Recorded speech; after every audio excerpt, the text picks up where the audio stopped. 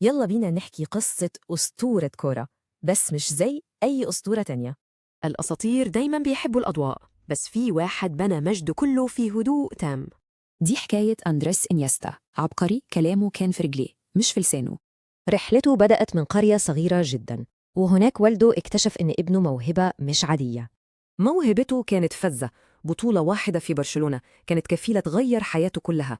عنده 12 سنة بس انضم للأكاديمية، بس الحلم ده اتحول بسرعة لكابوس بسبب الوحدة. بره الملعب كان هادي، لكن جوه الملعب الكورة كانت هي لغته. مفتاحه مش السرعة، مفتاحه التفكير.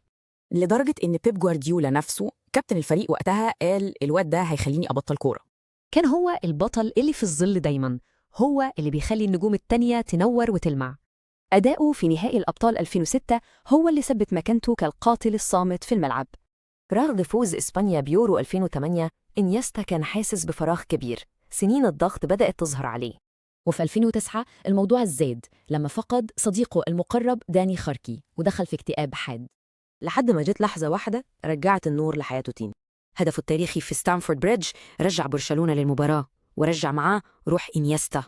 سنة بعدها المسرح كان أكبر، نهائي كاس العالم 2010، إسبانيا وهولندا في ماتش كله توتر.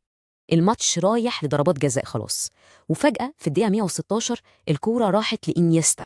لمسة واحدة وشوطة للتاريخ، إنيستا جاب لإسبانيا أول كأس عالم في تاريخها. بس احتفاله بالهدف ده كان وروح حكاية تانية خالص. في أهم لحظة في مسيرته اختار يكرم صاحبه اللي راح، كان هدف للنجاة.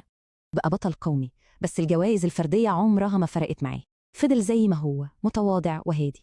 في ماتشه الأخير 90,000 متفرج وقفوا يهتفوا باسمه، كان وداع يليق بأسطورة زيه.